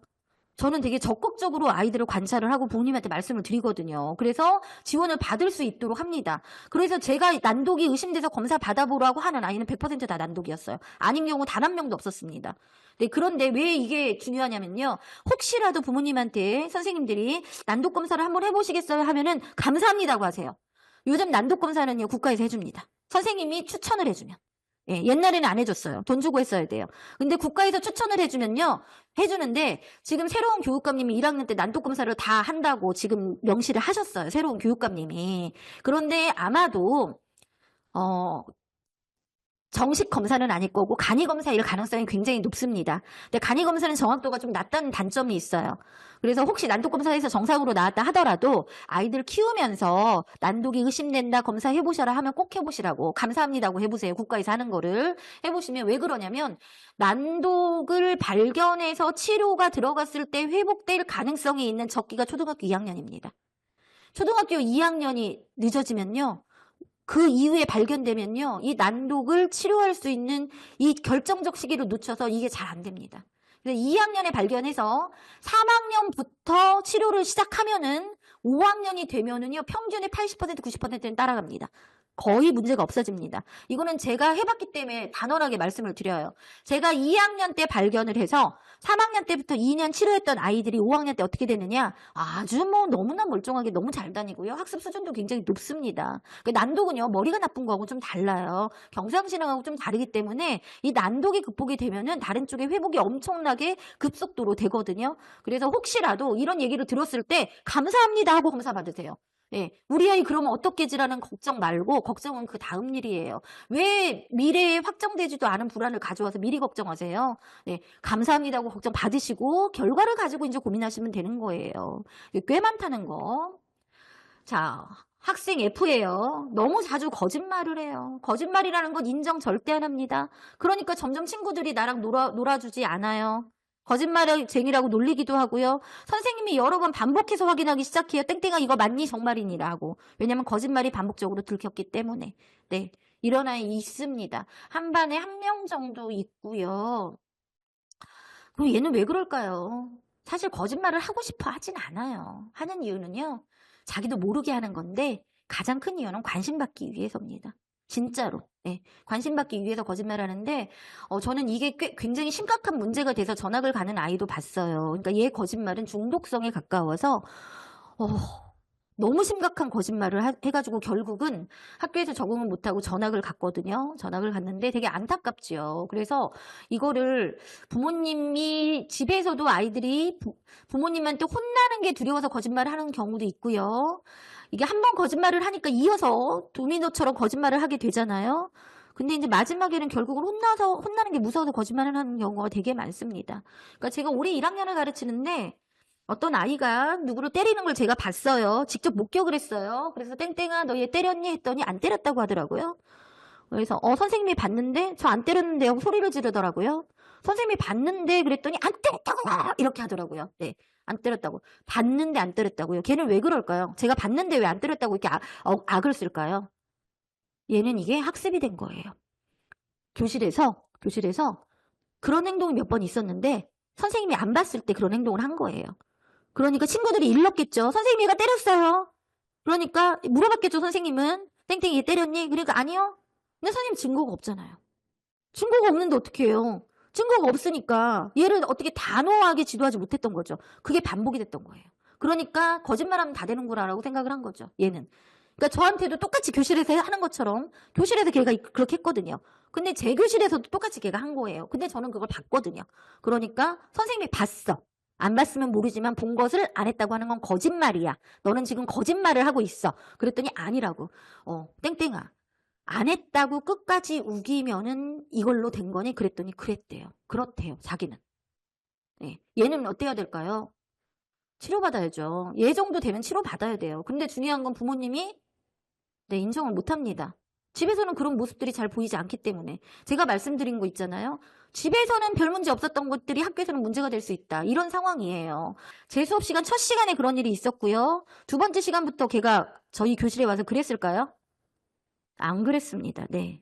잘하고 갔습니다. 그러니까 아이들은 생각보다 머리를 잘 써요. 상황에 따라서 다른 선택을 하는 경우가 많아서 교실에서 어떻게 하느냐가 되게 중요하고요. 선생님의 역할이 그래서 사실은 굉장히 중요하고요. 자, 교실에는 그 이외에도 이런 어려움을 가진 아이들이 있거든요. 난산, 자폐, 선택적 한무증, 틱 꽤 많습니다. 선택적 한무증 요즘 너무 많아지고 있어요. 옛날보다 더 많아지고 있고요. 틱 많아지는 건 아시지요? 자폐도 꽤 많습니다. 한 학년에 2명? 네. 난산은 그렇게 많지는 않습니다. 그래도 난산도 많이 늘어나고 있고요. 자, 제가 이 말씀을 왜 드리냐면, 이런 어려움을 가진 아이들이 이 아이들로 인해서 다른 사람이 힘들까요? 본인이 힘들까요? 저는 본인이 힘들 거라고 생각을 합니다. 본인이 제일 힘들어요. 선택적 한목적 아이들이요. 본인이 얼마나 힘들까 생각하면 저는 걔네들 보면은 너무 안타까워요. 예, 얼마나 말하고 싶겠어요. 얼마나. 근데 이런 것들을 부모님들이 잘 관찰해서 어렸을 때 대처하면 많이 좋아지는데 그냥 시간이 지나면 좋아지겠지라고 그냥 믿음으로써 시간을 보냈을 때 결정적 시기를 놓쳤을 가능성이 굉장히 높습니다. 그래서 부모님들께서 아이를 보내는 1학년, 2학년 이 시기에는 열린 마음으로 조금 선생님들의 이야기를 들어주십사 말씀을 드립니다. 예, 그 선생님이 말하는 그 제안이 어쩌면 나의 아이를 키울 때 결정적 시기가 될 수도 있거든요. 있어서 그거를 선생님은 우리 아이를 왜 그렇게 색안경을 끼고 보시지가 아니고 우리 아이를 정말 도와주고 싶구나. 관찰을 해서 나한테 이렇게 말해준다고 할 때는 선생님은 사실 용기를 내시는 거거든요. 부모님한테 어떤 말을 할 때요. 저한테 미리 말하는 선생님도 되게 많으세요. 수석님, 저희 반에 이런 아이가 있는데 부모님한테 전화를 하려고 해요. 어떻게 해야 될까요? 이렇게 물어보시는 분 되게 많아요. 특히 저경력 교사는 엄청 많이 물어봅니다. 수석님, 저 어떻게 해야 돼요? 시나리오를 써가지고 가시는 선생님들도 계세요. 제가 불러줘요. 이렇게 전화를 하라고. 저는 너무 안타까워요. 선생님이 무슨 말을 할 때 어떻게 이렇게까지 해서 두려움을 갖고 부모님을 만나셔야 하는지 되게 안타깝지만 그 선생님한테 제가 박수를 보내요. 그래도 선생님이 이렇게 노력을 해서 말하는 용기를 내서 이 아이가 틀림없이 달라질 거다. 그리고 결정적 시기를 놓치지 않아서 충분히 이 아이는 잘 성장할 수 있는 기회를 선생님이 주시는 거다라고 용기를 드리는데 그럼에도 불구하고 두려워하십니다. 부모님의 반응이 너무 걱정되는 거지요. 혹시 부모님이 아동학대라고 생각하시면 어떨까? 이런 되게 두려움이 생각보다 많으세요. 그러니까 열린 마음으로 가시고요. 선생님들이 말하실 때는 정말 걱정해서 말하는 겁니다. 아이를 미워해서 말하는 선생님들은 정말 없어요. 걱정하신다는 거, 그리고 도움을 주고 싶어 한다는 걸 꼭 아셨으면 좋겠고요. 이게 무슨 의미일까요? 소통이 안 되잖아요. 네, 소통이 안 되면요. 공격적으로 될 가능성이 굉장히 높습니다. 그럼 그 공격적으로 된 사람들은요, 부정적인 것들이 굉장히 마음에 쌓입니다. 이게 악순환이 되거든요. 악순환이 돼요. 그럼 소통이 안 되는 건 이유가 뭘까요? 공격적인 아이는 이유가 뭘까요? 부정적인 아이는 이유가 뭘까요? 다 사실은 원인이 있다는 거죠. 이런 모든 특징에는 다 원인이 있기 때문에 우리 아이가 혹시 이런 특징이 있다? 원인을 꼭 찾아보십시오. 원인이 틀림없이 있습니다. 그 원인이 무엇인지는 자신만이 사실을 알고요. 나를 깊게 들여다보면 그 원인 중에 일부분은 반드시 부모님이 사실은 제공을 했습니다. 일부분은 전체 다가 아니라. 그래 나의 양육 태도가 또는 양육 방식이 지금까지 어떤 어려움이 있었나? 라는 거를 좀 깊게 생각해 보시면 좋을 것 같습니다. 저희 반에 사회적 관계에 어려움이 있는 아이가 3명 있었습니다. 관계에 어려움이 아이들하고 소통이 안 되고요. 관계 맺기가 어려우니까 모둠 활동할 때 어려움이 있었겠죠? 너무 이상한 거예요. 얘네들이 왜 그러냐. 지능은 전혀 문제 없습니다. 그 중에 한 명은 엄청 똑똑합니다. 그 중에 한 명은 엄청 똑똑한데 이 3명은 대체 문제가 뭘까? 관계에 어려움이 있는 거예요. 그 중에 한 명은 아이들하고 학교 폭력까지 그런 어려움까지 가고 근데 이 3명의 공통점이 뭐였을까요? 이 3명이요. 추적 조사를 해보니 3명 다 1학년 때 언어 지원이었어요. 와, 소름이 돋는 거예요, 소름이. 부모님 상담 오셨을 때 제가 조심스럽게 부모님들한테 여쭤봤습니다. 혹시 어머니, 땡땡이가 유치원 또는 초등학교 있을 때 언어 지원에 어려움이 있었나요? 했더니 쭈뼛쭈뼛 하시면서 말씀을 하시는 거예요. 네, 선생님. 네, 선생님. 그리고 구체적으로 물어봤습니다. 그래서 어떤 조치를 취하셨나요? 그랬더니 아주 똑똑하다는 아이는 1학년 때까지는 그냥 신경을 안 썼대요. 시간이 지나면 괜찮아지겠지. 그런데 2학년 돼서 안 될 것 같아서 무슨 여러 가지 치료를 받으셨다고 합니다. 여러 가지 치료도 받고 그래서 그게 해결이 돼서 3학년부터는 완전히 괜찮아지셨어요. 언어 지원 문제는 해결이 됐습니다. 또 한 아이는 아까 학교폭력 문제 이런 어려움이 있었다는 아이는 언어 지원은 있었으나 그냥 이 정도는 괜찮다고 생각하고 여기까지 오신 분이에요. 언어 지원은 있었으나 여기까지 생각하고 오신 분이에요. 또 다른 한 아이는 언어 지원이 있었는데 치료를 하긴 했어요. 네, 치료를 받긴 받았어요. 치료도 받고 했는데 언제 받았느냐? 4학년이 돼서 받았습니다. 언어 지연이 있고 그냥 끝났어요. 언어 지연이 있었는데 좋아졌어. 그냥 늦게 좋아졌어. 걔는 3학년 말쯤 좋아졌다고 하더라고요. 셋 다 3학년 말에 좋아진 건 맞아요. 셋 다 3학년 말에는 언어 지연 문제가 해결이 됐습니다. 3학년 말에. 1, 2학년 때 언어 지연이었어요. 3학년부터 해결이 됐어요. 근데 걔네들이 왜 4학년 와서 관계에 문제가 생겼을까요? 언어 지연이 1, 2학년 때 있다 보니까 아이들하고 소통이 안 됐던 거예요. 소통이 안 되니 관계 맺기가 됐을까요? 안 됐겠죠. 관계 맺기를 안 했으니 관계 맺기 하는 방법을 배울 기회가 없었겠죠. 이 아이들은 1, 2학년 때 뭘 놓쳤냐면 언어 지연의 문제가 아니라 관계 맺기를 못해서 사회적 관계 맺기를 하는 방법을 못 배운 겁니다. 그래서 이 문제가 쭉 사회 관계 문제로 나온 거예요. 언어 지연 문제는 3학년 때 해결이 됐으나. 그래서 언어 지연 문제가 그래서 어렵습니다. 그러니까 이게 시간이 지나면 해결되는 부분도 있어요. 난독 이런 게 아니라면은요. 네, 늦게 튀는 아이들이 있거든요. 그래서 부모님들 중에 특히 이제 어르신들 중에 이렇게 말을 해요. 아, 우리 애도 늦게 튀었어. 네 아빠도 늦게 튀었어. 괜찮아, 걱정하지 마. 근데 제가 걱정하는 거는 그때 그 시절은 이렇게까지 사회적인 관계가 복잡하지 않았던 시대입니다. 그런데 지금은 사회적인 관계가 굉장히 복잡하고요. 아이들의 사회성이 옛날보다 훨씬 더 빨리 발달을 합니다. 훨씬 더 빨리요. 그렇기 때문에 이 발달 속도를 얘네들이 못 쫓아간 거예요. 그러니까 이 언어 지연 문제가 해결이 됐는데 나중에 사회 관계 문제가 생기다 보니까 이거를 회복할 수 없는 거예요, 이거를. 그래서 이 3명의 아이는 결국은 치료 안 받았다는 아이는 4학년 때 치료를 받기 시작했고요. 제가 너무나 적극적으로 권해서 얘 이대로 가면 고학년 가서 생활 못합니다. 얘 이대로 가면 중학교 못 다닙니다. 제가 그렇게 완강하게 말을 했어요. 완강하게 말을 했고 그 아이들하고 학교폭력 문제가 자꾸 대두된다는 엄마는 뭐라고 말씀하시냐면 제가 그렇게 얘 받아야 된다고 말했는데 어머님 말씀이 선생님 땡땡이가 4학년이 돼가지고 너무 많이 좋아졌어요. 그러니까 5학년 때는 더 좋아지지 않을까요? 라는 기대를 가지시더라고요. 4학년 때 좋아진 거 맞아요. 네, 엄청 많이 좋아졌어요. 근데 그 좋아진 게 그때 4학년 저희 반 멤버도 물론 좋았고 저의 아이를 대하는 태도도 물론 영향이 있었겠죠. 그런데 그게 5학년이 지속이 되느냐? 그러지 않을 거예요. 그리고 5학년 때는 다른 아이들은 더 많이 자랍니다. 네, 그래서 5학년, 6학년 때도 꾸준히 어려움이 있었고요. 언어 지연 문제를 단순하게 그냥 늦대라고 생각하시기보다 조금 적극적으로 다가가야 된다는 거. 두 번째는 신체적 발달 지연입니다. 4학년 때 사례만 말씀드릴게요. 4학년이면은요, 줄넘기를 할 수 있어야 되겠죠? 당연하다고 생각하시죠? 줄넘기 정도는 그냥 쉽게 10개 정도는 넘어야 되겠죠? 저희 반 아이가, 2학년 때까지는요, 체육이라기보다는 놀이입니다. 놀이예요. 3학년부터 정식적으로 체육 교과를 합니다. 그러면서 3학년 때 뭐가 시작되냐면, 팀으로 하는 팀 체육이 시작이 됩니다. 팀 체육 활동. 그리고 고학년에 가면서 이제 주로 거의 팀 경기가 됩니다. 뭐 농구 뭐 다. 예, 팀 경기가 되거든요. 그런데 4학년 저희 반 아이가 팀 경기를 하는데 경기장 한가운데 서 있는 거예요. 한가운데.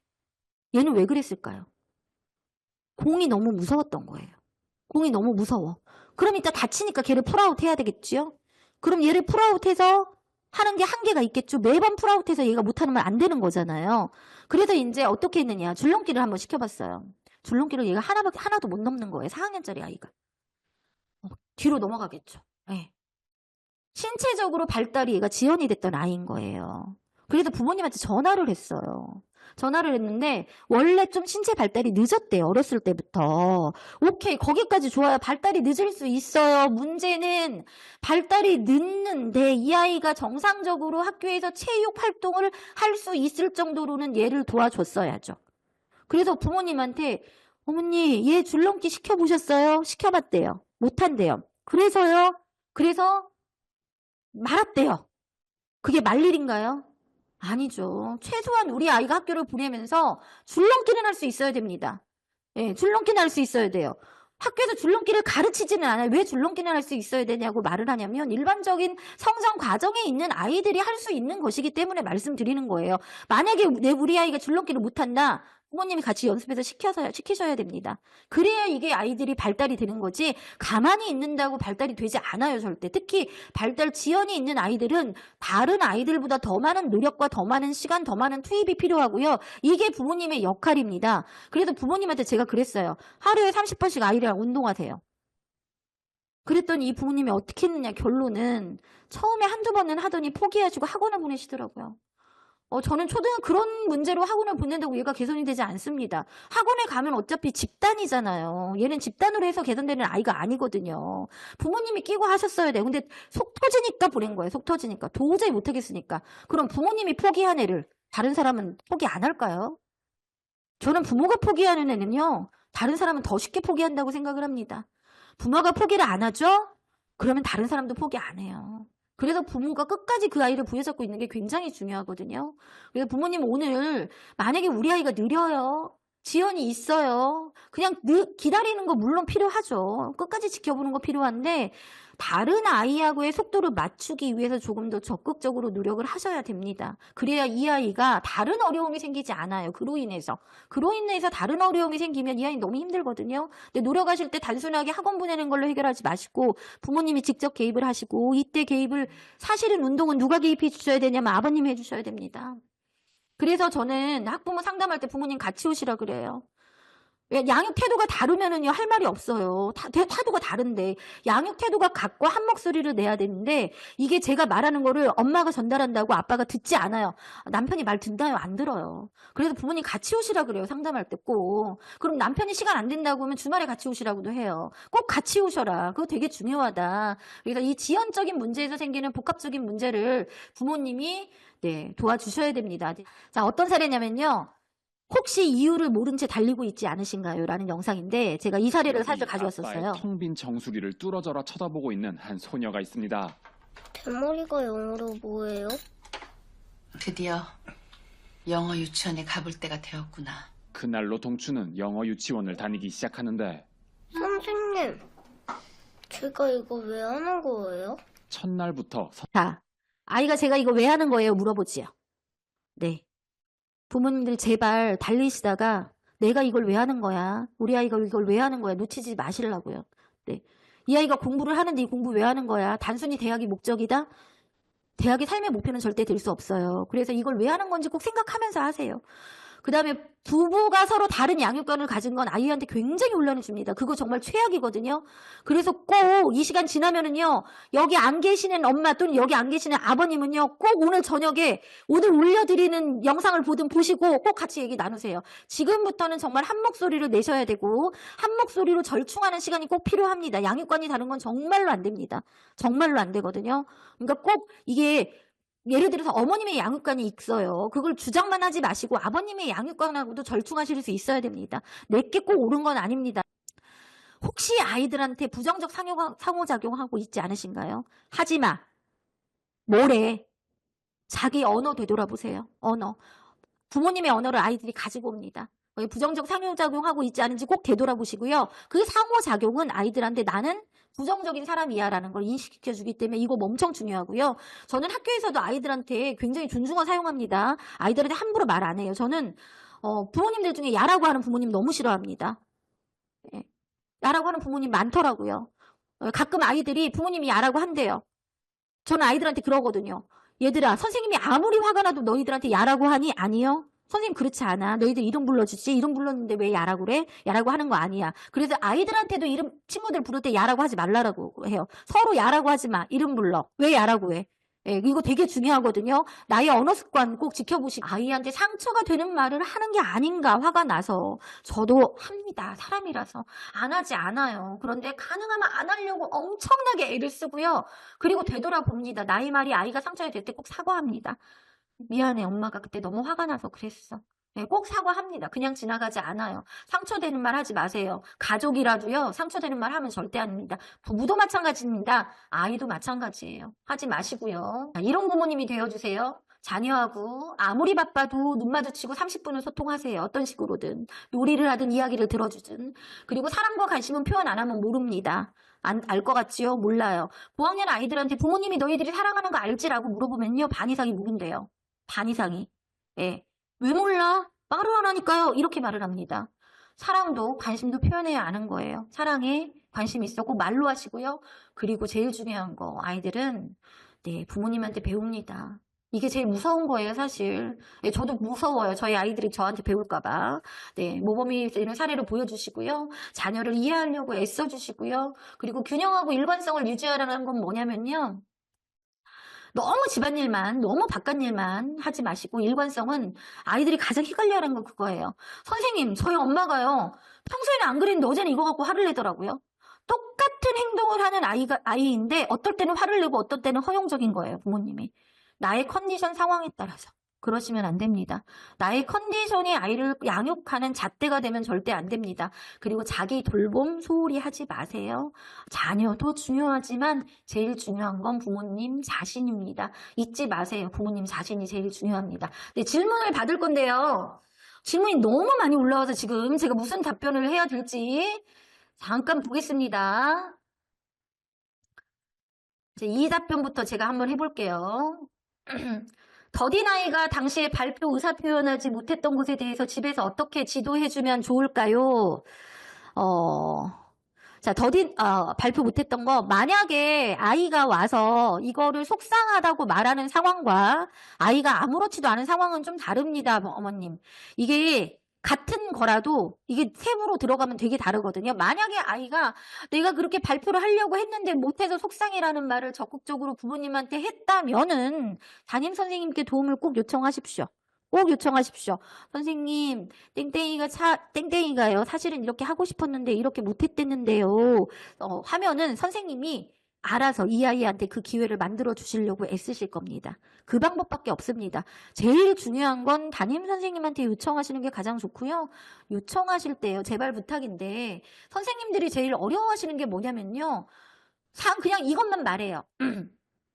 선생님, 예를 들어서 이거예요. 아이가 아파요.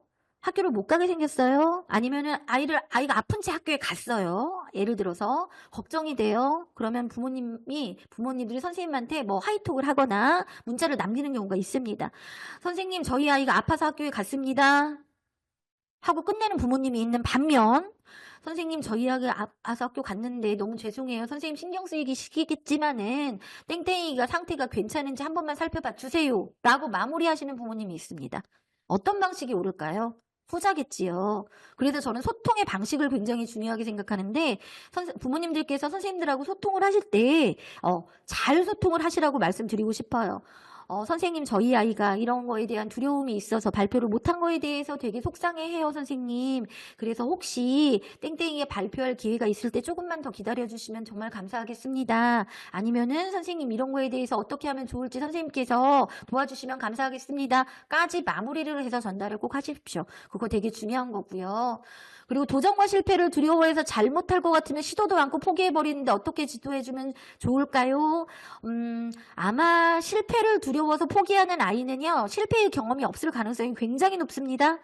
작은 실패를 많이 만들어주세요. 작은 실패를 만들어주고 이 작은 실패했을 때 내가 괜찮다는 거를 경험을 시켜주시면 이런 아이들은 회복이 되는데 처음부터 너무 큰 실패를 만들어주면 주저앉습니다. 일부러 작은 실패를 만들어주시길 바랍니다. 아주 사소한 실패, 그래도 괜찮아. 그리고 그 실패는 부모님도 같이 실패하는 거를 보여주면 더 좋습니다.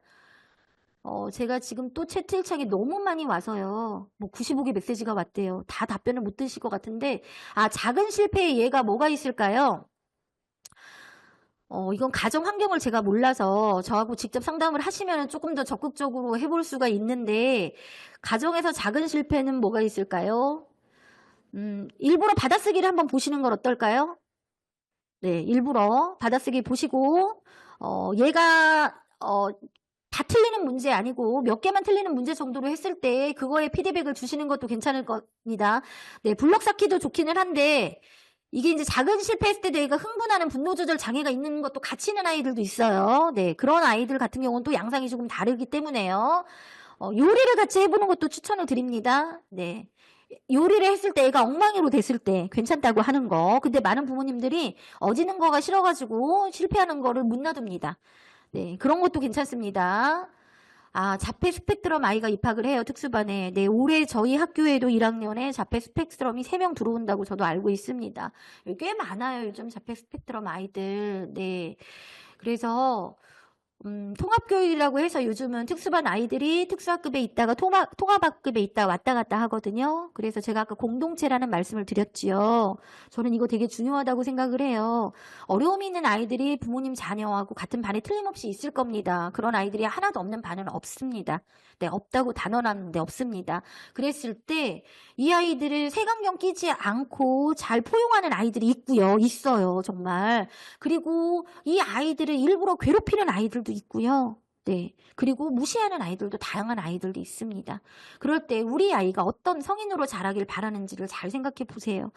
서울이 2022 개정교육과정에서 포용성을 굉장히 중요하게 생각합니다.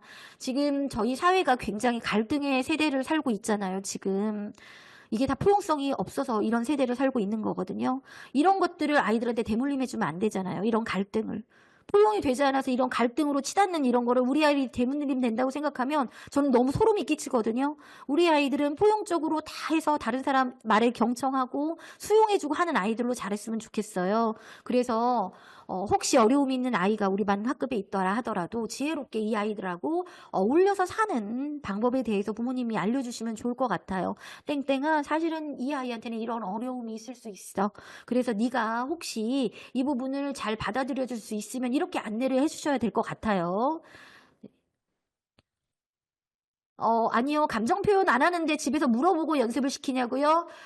다그치는 건 안 됩니다. 연습은 필요하는데 다그치는 건 오히려 아이가 마음을 닫을 수 있어요. 엄마의 마음을 먼저 보여주세요.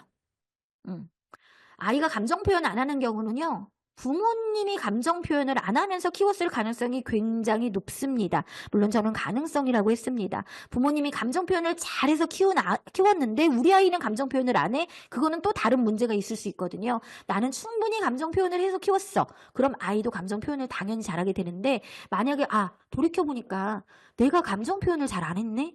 라고 생각하신다면 지금부터라도 감정 표현을 솔직하게 해주세요. 그러셔야 합니다. 네.